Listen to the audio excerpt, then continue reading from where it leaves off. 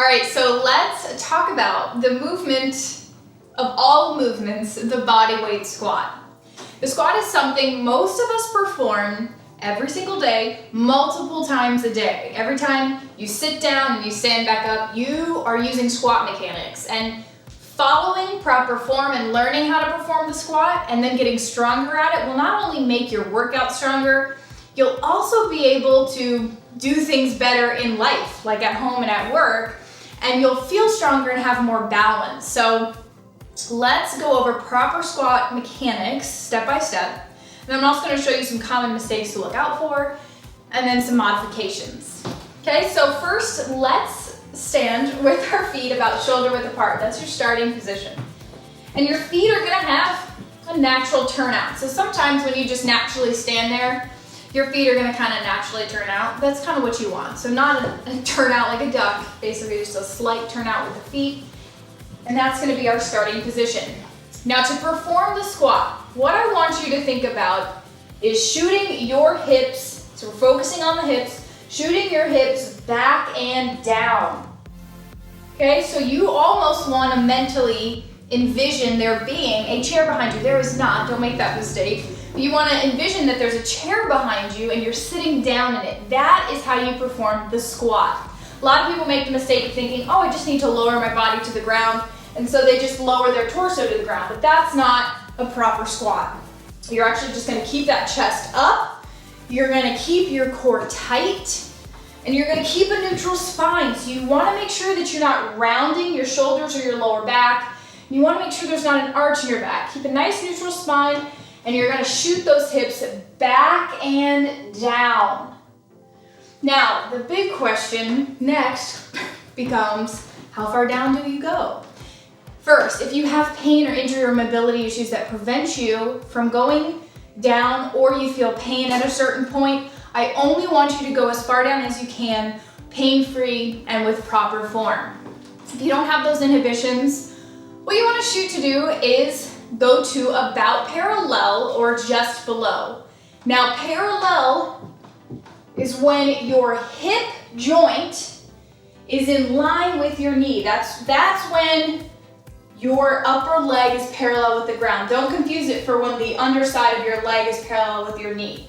It's when that hip joint is in line with your knee, okay? So when we get to this position, then what you're gonna do is squeeze your glutes and drive your body up by extending at the knees and the hips at the same time. And I find at the top, blowing my breath out really makes my core nice and tight and gets me into that position where I'm thinking about squeezing my glutes and standing up nice and strong. So all together, that's gonna look like this.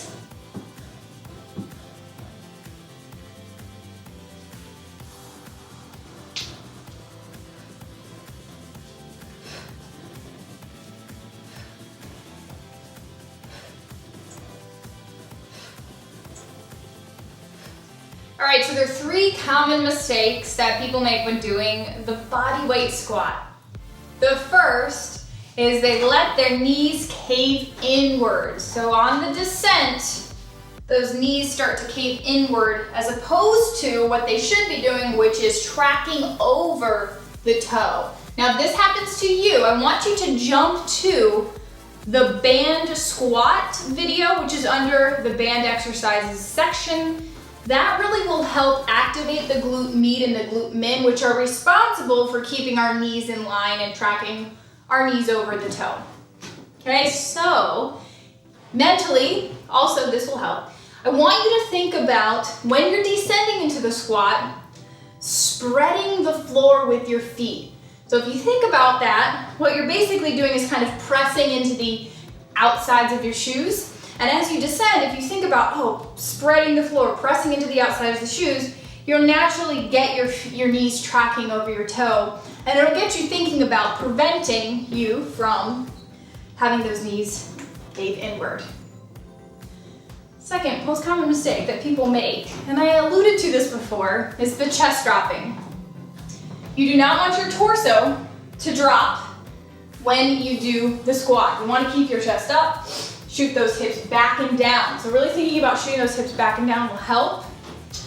If you find that your chest drops quite frequently and that mental cue doesn't help, it's mostly probably due to the fact that you have immobility in your hips and potentially also in your thoracic spine. So while you're working on that, I only want you to go down as far as you can while your chest doesn't drop.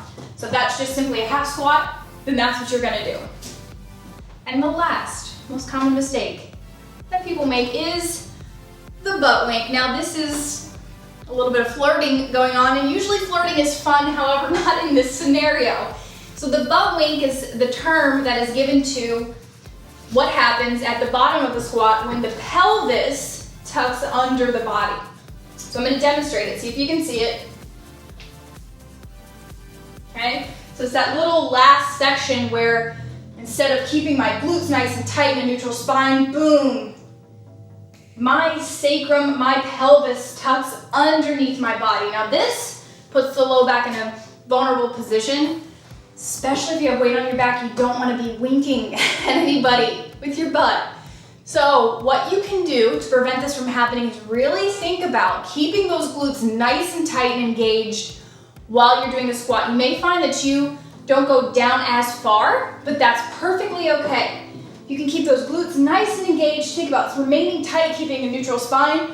Only go down to here and keep those glutes nice and tight as opposed to trying to go lower and have the rotation under that winking.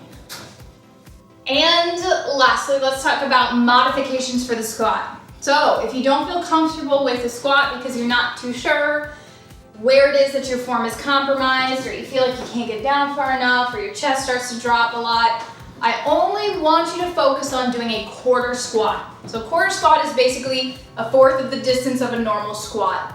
And if you just focus on doing this quarter squat nice and strong, really making sure those knees are tracking over the toe, that you're keeping those glutes nice and tight, core's nice and tight, and you're keeping that chest up, you'll eventually be able to build strength and do the squat deeper and better. So wherever you see the bodyweight squat, simply do a quarter squat. And that's gonna look like this.